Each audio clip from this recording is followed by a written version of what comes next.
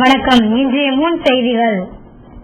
மழையால் பாதிக்கப்பட்ட மாவட்டங்களை பார்வையிட மத்திய அரசு குழு தமிழகம் வந்தது. தமிழகத்தில் கடந்த மாதம் பெய்த கனமழை காரணமாக பாதிக்கப்பட்டுள்ள காவிரி டெல்டா மாவட்டங்களிலும் கன்னியாகுமரி தூத்துக்குடி மாவட்டங்களிலும் ஏற்பட்டுள்ள சேதங்களை பார்வையிட மத்திய அரசு குழுவினர் சுற்றுப்பயணம் மேற்கொள்ள வேண்டும் என தமிழக முதல்வர் கருணாநிதி மத்திய அரசுக்கு விடுத்த வேண்டுகோளை அடுத்து மத்திய உள்துறை அமைச்சகத்தின் இணை செயலாளர் விஸ்வநாதன் தலைமையிலான 7 உயர் அலுவலர்கள் அடங்கிய குழுவினர் சென்னை வந்துள்ளது. இவர்கள் 2 குழுவாக பிரிந்து கடலூர், நாகப்பட்டினம், தஞ்சாவூர், திருவாரூர் ஆகிய மாவட்டங்களில் வெள்ள சேதங்களை மதிப்பிட ஒரு குழுவினரும், கன்னியாகுமரி, திருநெல்வேலி, தூத்துக்குடி மாவட்டங்களில் ஆய்வு செய்ய மற்றொரு குழுவினரும் செல்ல இருக்கின்றனர். இவர்கள் டிசம்பர் 17, 18, 19 ஆகிய தேதிகளில் பாதிக்கப்பட்ட இடங்களை பார்வையிட்டு வெள்ள சேதங்களை மதிப்பீடு செய்து அது தொடர்பான அறிக்கையை மத்திய அரசிடம் சமர்ப்பிக்க உள்ளனர். தமிழகம் வந்துள்ள இந்த குழுவில் மத்திய அரசை சார்ந்த உள்துறை, வேளாண்மை துறை, நிதி மற்றும் செலவினத்துறை, தரைவழி போக்குவரத்து மற்றும் நெடுஞ்சாலைத்துறை, நீர்வள ஆணையம் மற்றும் ஆதாரத்துறை, ஊரக வளர்ச்சித்துறை ஆகிய பல்வேறு துறைகளின் நிபுணர்கள் இடம்பெற்றுள்ளனர். மத்திய அரசின் இளைஞர் நலத்துறையின் கீழ் இயங்கும் நேரு யுவகேந்திர அமைப்பின் சார்பில் தேசிய ஒருமைப்பாடு முகாம் துவக்க விழா நெல்லையில் நடைபெற்றது. இதில் கலந்து கொள்ள மத்திய இணை அமைச்சர் நெப்போலியன் இளம் வயதில் சேவை மனப்பான்மையை வளர்த்துக் கொள்வதை மிகவும் அவசியம் என்று தெரிவித்தார். மத்திய அரசின் இளைஞர் நலத்துறையின் கீழ் செயல்படும் நேரு யுவகேந்திரா அமைப்பின் சார்பில் தேசிய ஒருமைப்பாட்டு முகாம் தொடக்க விழா நெல்லையில் நடைபெற்றது. நேரு யுவகேந்திரா மண்டல இயக்குநர் சாட்சாரவேல் தலைமையில் நடைபெற்ற இந்நிகழ்ச்சியில் மத்திய சமூக நீதி மற்றும் அதிகாரமளிப்புத்துறை இணை அமைச்சர் நெப்போலியன் சிறப்பு விருந்தினராக கலந்து கொண்டு முகாமை தொடங்கி வைத்தார். பின்னர் பேசிய அவர், இளம் பருவத்தில் சேவை மனப்பான்மையை வளர்த்துக் கொள்ள வேண்டியது மிகவும் அவசியம் என்று கூறினார். திறமையும் தன்னம்பிக்கையும் இருந்தால் இளைஞர்களால் எதையும் சாதிக்க முடியும் என்று நெப்போலியன் குறிப்பிட்டார்.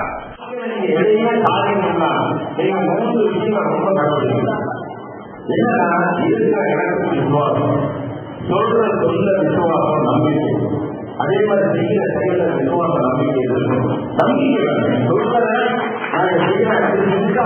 கான்பிடன்ஸ் இருந்தாலும் அவங்க சொல்லணும், நீ செய்ய முடியும்னாலும் அந்த செயலை இழக்கணும் அப்படிங்கிற அந்த நம்பிக்கை அதான் விசுவாசம் சொல்லணும். அந்த விசுவாசம் அந்த கான்பிடன்ஸும் அவனுக்கு இருக்கும். அது இருந்தால்தான் நீ வாழ்க்கையில செயல்பட முடியும்.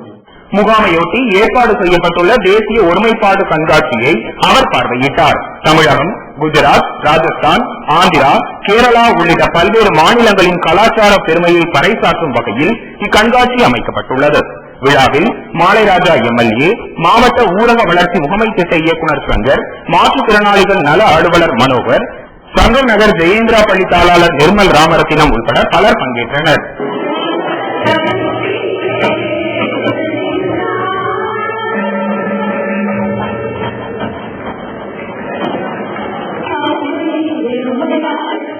பெட்ரோலிய நிறுவனங்கள் மீண்டும் பெட்ரோல் விலையை உயர்த்தியுள்ளன. சர்வதேச சந்தையில் கச்சா எண்ணெய் விலை உயர்ந்துள்ளதை தொடர்ந்து இந்திய எண்ணெய் நிறுவனங்கள் பெட்ரோல், டீசல் விலையை உயர்த்தியுள்ளன.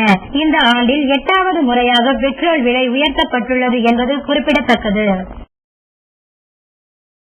பொதுமக்கள், வேலைக்கு அன்றாட வேலை செய்து வருகிற மக்கள், தொழில் செய்கிற மக்கள் எல்லாருக்குமே இது பாதிப்பாக இருக்கிறது. மற்றபடி பெட்ரோல் பங்குக்கும் இந்த விலையுடைய அதிகரிப்புனால லோடு எடுப்பதற்கு நாங்க அதிக பட்சத்துல செலவு பண்ண வேண்டியது இருக்கிறது. 4 நாள் ஏறிட்டு தான் இருக்குது. திடீர்னு நைட்ல ஏற்றிடுறாங்க. இதனால உண்மையிலே ஏறது எனக்கு கஷ்டமா தான் இருக்குது. நாங்க பாதிப்பு ஆட்டோ ஓட்டுறாங்க, காசு கூட வாங்குறாங்க, எங்க மேல கம்ப்ளைண்ட் சொல்றாங்க. நாங்க 40 ரூபா வாங்குறோம் அந்த 4 கிலோமீட்டருக்கு. மினிமம் சார்ஜ் 30 ரூபா அந்த 4 கிலோமீட்டருக்கு தான். ஆனா இன்னைக்கு பெட்ரோல் நாங்க 40 ரூபா வாங்குறோம். மத்திய அரசின் நானோ மிஷன் கழகமானது நானோ தொழில்நுட்ப ஆராய்ச்சி மேற்கொள்வதற்காக 1000 கோடி ரூபாய் ஒதுக்கீடு செய்துள்ளதாக இந்திரா காந்தி அணு ஆராய்ச்சி மைய இயக்குநர் தெரிவித்துள்ளார். சர்வதேச நானோ பொருட்கள், நானோ தொழில்நுட்ப கருத்தரங்கம் மற்றும் கண்காட்சியினை நாமக்கல் மாவட்டம் திருச்செங்கோட்டில் உள்ள ஒரு தனியார் கல்லூரியில் இந்திரா காந்தி அணு ஆராய்ச்சி மைய இயக்குநர் டாக்டர் பால் தேவராஜ் தொடங்கி வைத்து பேசுகையில், நானோ மிஷன் கழகமானது கடந்த 5 ஆண்டுகளில் தகவல் தொழில்நுட்பம் பாதுகாப்பு, விண்வெளி, நுண்ணுயிரியல் உள்ளிட்ட துறைகளுக்கு நானோ தொழில்நுட்ப ஆராய்ச்சி மேற்கொள்வதற்காக 1000 கோடி ரூபாய் ஒதுக்கீடு செய்துள்ளதாக தெரிவித்தார். இந்நிகழ்ச்சியில் இந்தியா, ஜெர்மனி, தென்கொரியா, ஜப்பான், அமெரிக்கா, இங்கிலாந்து உள்ளிட்ட 26 நாடுகளில் இருந்து நானோ விஞ்ஞானிகள் கலந்து கொண்டனர். இந்நிகழ்ச்சியை தொடர்ந்து செய்தியாளர்களிடம் பேசிய இந்திரா காந்தி அணு ஆராய்ச்சி மைய இயக்குநர் பால் தேவராஜ் கூறும்பொழுது, 1.5 பில்லியன் மக்கள் தொகை கொண்ட நாட்டில் சுகாதாரம், நீர் சுத்திகரிப்பு ஆகிய துறைகளில் நானோ தொழில்நுட்பம் புது தீர்வுகளை அமைத்து தரும் வகையில் வளர்ந்து வருகிறது. குறிப்பாக அணு ஆற்றல், விண்வெளி ஆராய்ச்சியில் இத்தொழில்நுட்பம் பயன்படுத்தப்படுவதால் நவீன வளர்ச்சியை சமுதாயம் பெற முடியும் என்றும், பிரேசில், தென் ஆப்பிரிக்கா, சீனா, சிங்கப்பூர் உள்ளிட்ட நாடுகளில் இந்திய நானோ தொழில்நுட்பங்களை பகிர்ந்து வருவதால் இளைஞர்கள் இத்துறையில் புதிய சாதனைகளை மேற்கொள்ள வேண்டும் என்றும் தெரிவித்தார். இந்த சர்வதேச கருத்தரங்கில் 500க்கும் மேற்பட்ட ஆய்வு கட்டுரைகள் சமர்ப்பிக்கப்பட உள்ளன. And we are now very well known for our science, but what we have to do in future is to use it for society, and that is our biggest challenge. காரைக்காலை சேர்ந்த 4 மீனவர்களை பிடித்து வைத்துள்ள இலங்கை ராணுவத்தை கண்டித்து புதுவை திமுகவினர் கண்டன ஆர்ப்பாட்டம் நடத்தியுள்ளனர்.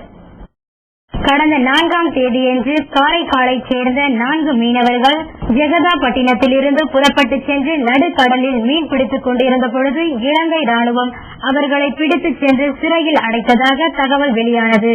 அவர்களை விடுவிப்பது தொடர்பாக அரசு இதுவரை எந்தவித நடவடிக்கையும் எடுக்கவில்லை என்றும், இந்திய கடல் எல்லைக்குள் மீன் பிடித்துக் கொண்டிருக்கும் தமிழக மீனவர்களை அத்துமீறி வந்து பிடித்து போகும் சிங்கள ராணுவத்தின் அராஜக போக்கை கண்டித்தும், காரைக்காலை சேர்ந்த 4 மீனவர்களை உடனடியாக விடுவிக்க வலியுறுத்தியும் காரைக்கால் மாவட்ட திமுகவினர் மாவட்ட ஆட்சியர் அலுவலகம் முன்பு கண்டன ஆர்ப்பாட்டத்தை நடத்தியுள்ளனர். இப்போராட்டத்தில் காரைக்காலை சேர்ந்த திமுக சட்டமன்ற உறுப்பினர்கள் மற்றும் நிர்வாகிகள் உள்ளிட்ட பலர் கலந்து கொண்டனர். அவர்களை விடுவித்து கோரி மத்திய அரசாங்கம், மாநில அரசாங்கம் முயற்சி செய்து கொண்டிருக்கின்ற இலங்கை அரசு உடனடியாக விடுதலை செய்ய வேண்டும் என்று வலியுறுத்தி எங்களுடைய கண்டனத்தை நாடாளுமன்றத்திற்கு மாவட்ட கட்சி சார்பில் தெரிவித்துள்ளது. விளம்பர இடைவேளைக்கு பின் செய்திகள் தொடரும்.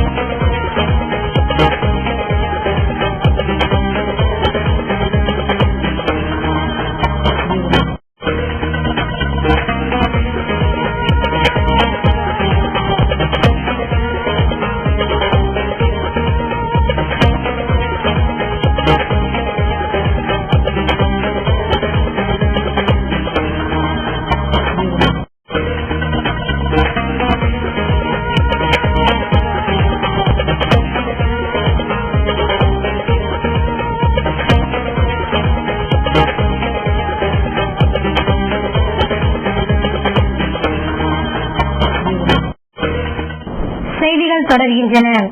கிருஷ்ணகிரி அருகே பட்டா வழங்க விவசாயி ஒருவரிடம் லஞ்சம் வாங்கிய கிராம நிர்வாக அலுவலரை லஞ்ச ஒழிப்புத்துறையினர் கைது செய்துள்ளனர். கிருஷ்ணகிரி மாவட்டம் பாரூர் அருகேயுள்ள ஆமணக்குப்பட்டி கிராமத்தைச் சேர்ந்த சின்னசாமி தனது நிலத்திற்கு இலவச மின்சார இணைப்பு பெறுவதற்காக பாரூர் கிராம நிர்வாக அலுவலர் மணி என்பவரிடம் பட்டா மற்றும் சிட்டா பட்டா வழங்குமாறு கேட்டுள்ளார். இதற்கு கிராம நிர்வாக அலுவலர் மணி சின்னசாமியிடம் 800 ரூபாய் லஞ்சம் கேட்டுள்ளார். லஞ்சம் கொடுக்க விரும்பாத சின்னசாமி இது தொடர்பாக கிருஷ்ணகிரி லஞ்ச ஒழிப்பு போலீசாரிடம் புகார் செய்ததையொட்டி லஞ்ச ஒழிப்புத்துறை துணை காவல் கண்காணிப்பாளர் ராமச்சந்திரன் தலைமையில் போலீசார் பாரூர் சென்று லஞ்ச பணத்தை பெற்ற கிராம நிர்வாக அலுவலர் மணியை கைது செய்துள்ளனர். திண்டுக்கல் நீதிமன்றத்திற்கு நிபந்தனை ஜாமீனில் கையெழுத்திட வந்த 2 கொலை செய்யப்பட்டுள்ளனர். மதுரை மாவட்டம் மேலூர் அருகேயுள்ள மலம்பட்டியைச் சேர்ந்த நடராஜன், அவரது மகன்கள் முத்தமிழ் செல்வம், தமிழ் செல்வம் ஆகியோர் கொலை வழக்கு ஒன்றில் கைதாகி பிறகு நிபந்தனை ஜாமீனில் வெளிவந்து திண்டுக்கல் நீதிமன்றத்தில் தினமும் கையெழுத்திட்டு வந்துள்ளனர். நீதிமன்றத்தில் கையெழுத்திடுவதற்காக மேலூரிலிருந்து திண்டுக்கல் நோக்கி 5 பேர் டாடா சுமோவில் வந்து கொண்டிருந்த பொழுது நொச்சியோடைப்பட்டி பாலம் அருகில் இவர்களது வாகனத்தை ஒரு கும்பல் மறித்து 5 பேரையும் அரிவாளால் வெட்டியதில் தமிழ்ச்செல்வம், முத்தமிழ் செல்வம் ஆகியோர் சம்பவ இடத்திலேயே பலியாகினர்.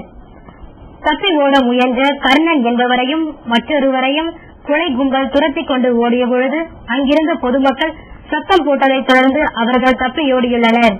சம்பவத்தை கேள்விப்பட்ட திண்டுக்கல் மாவட்ட காவல்துறை கண்காணிப்பாளர் தினகரன் தலைமையிலான காவல்துறையினர் சம்பவ இடத்திற்கு வந்து கொலை செய்யப்பட்ட நபர்களின் உடல்களை கைப்பற்றி விசாரணை நடத்தி வருகின்றனர்.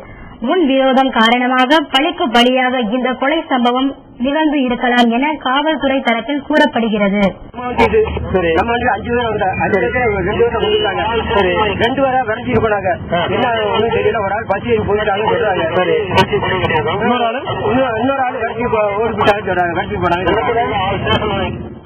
வெளிநாட்டு சுற்றுலா பயணியிடம் 9 லட்சம் ரூபாயை திருடிய கோவை கார் டிரைவரை காவல்துறையினர் கைது செய்துள்ளனர்.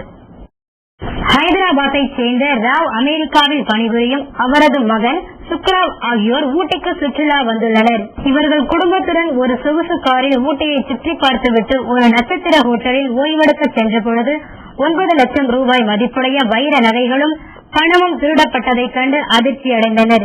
இது பற்றி காவல்துறையினரிடம் புகார் அளித்ததைத் தொடர்ந்து கார் டிரைவர் மூர்த்தியிடம் விசாரணை மேற்கொண்ட போலீசார் புதருக்குள் மறைத்து வைக்கப்பட்டிருந்த 9 லட்சம் ரூபாய் மதிப்பிலான வைர நகை மற்றும் பணத்தை கைப்பற்றி டிரைவர் மூர்த்தியை கைது செய்து சிறைக்கு அனுப்பியுள்ளனர்.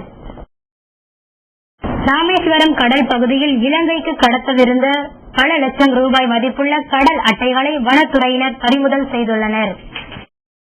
ராமேஸ்வரம் சேரங்கோட்டையை கடற்கரை பகுதியில் கடல் அட்டை பதுக்கி வைத்து இருப்பதாக வனத்துறையினருக்கு ரகசிய தகவல் கிடைத்ததையொட்டி வனத்துறையினர் கடலோரங்களில் சோதனை மேற்கொண்டனர். அப்பொழுது கடற்கரை மணலில் பதுக்கி வைக்கப்பட்டிருந்த சுமார் 900 கிலோ எடை கொண்ட கடல் அட்டைகளை கண்டறிந்து அவற்றை பறிமுதல் செய்துள்ளனர். இது தொடர்பாக வனத்துறையினர் அரசு என்பவரை கைது செய்து பறிமுதல் செய்த கடல் அட்டைகளையும் கடத்தல்காரையும் ராமேஸ்வரம் நீதிமன்றத்தில் ஆஜர்படுத்தியுள்ளனர். பறிமுதல் செய்யப்பட்ட கடல் அட்டையின் மதிப்பு சுமார் 75 லட்சம் இருக்கும் எனவும் கடந்த 15 நாட்களில் இலங்கை வழியாக வளைகுடா நாடுகளுக்கு கடத்தவிருந்து சுமார் 4 கோடி ரூபாய் மதிப்பிலான கடல் அட்டைகளை கைப்பற்றி ராமேஸ்வரம் நீதிமன்றத்தில் ஒப்படைத்துள்ளோம் எனவும் வனத்துறையினர் தெரிவித்துள்ளனர். விளம்பர இடைவேளைக்கு பின் செய்திகள் தொடரும்.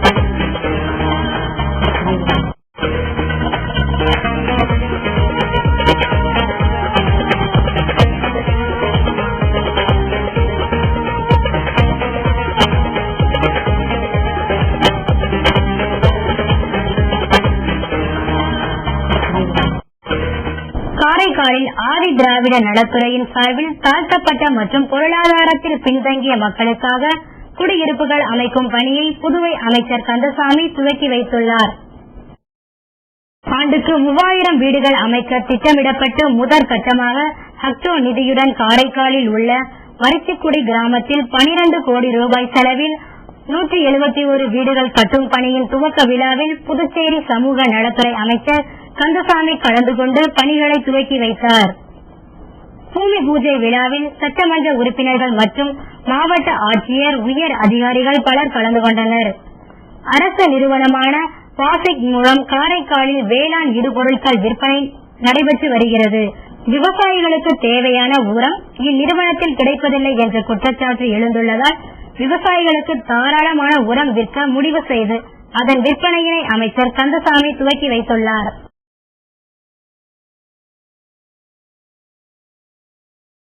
விழுப்புரத்தில் திமுக மற்றும் தேமுதிகவினரிடையே ஏற்படவிருந்த மோதலை காவல்துறையினர் சமயோசிதமாக செயல்பட்டு தடுத்து நிறுத்தியுள்ளனர். விழுப்புரம் கலெக்டர் அலுவலகம் முன்பு தேமுதிகவினர் நடத்திய உண்ணாவிரதம் போராட்டத்தில் கலந்து கொண்ட மாவட்ட மகளிர் அணி செயலாளர் சூடாமணி என்பவரும் சுரேஷ் என்பவரும் தமிழக உயர்கல்வித்துறை அமைச்சர் பொன்முடியை கடுமையாக விமர்சித்து பேசியதாக கூறப்படுகிறது. உண்ணாவிரத பந்தலின் எதிர்ப்புறத்தில் அமைச்சரும் தொகுதி எம்எல்ஏவுமான பொன்முடியின் அலுவலகத்தில் இருந்த திமுகவினர் இது பற்றி தகவல் அறிந்து உண்ணாவிரத பந்தல் அருகே வந்து தங்களது எதிர்ப்பை தெரிவித்துள்ளனர். இதனால் இரு தரப்பினருக்கும் இடையே கைகலப்பு ஏற்படும் சூழல் ஏற்பட்டதை தொடர்ந்து அப்பகுதியில் போலீஸ் குவிக்கப்பட்டது. சம்பவ இடத்திற்கு மாவட்ட காவல்துறை கண்காணிப்பாளர் பகலவன் மற்றும் போலீசார் விரைந்து வந்து இரு தரப்பினரையும் சமாதானம் செய்து வைத்தனர்.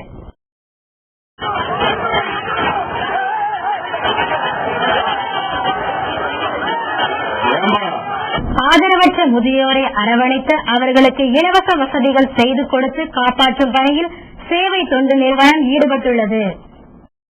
தமிழகத்தின் தொன்மை மிகுந்த கலாச்சார பெருமைகளில் ஒன்றான கூட்டு குடும்ப முறை நவீன நாகரிக போக்கினால் சிதைவுண்டு போனதால் முதியோர் ஆதரவற்ற நிலைக்கு தள்ளப்பட்டுள்ளனர்.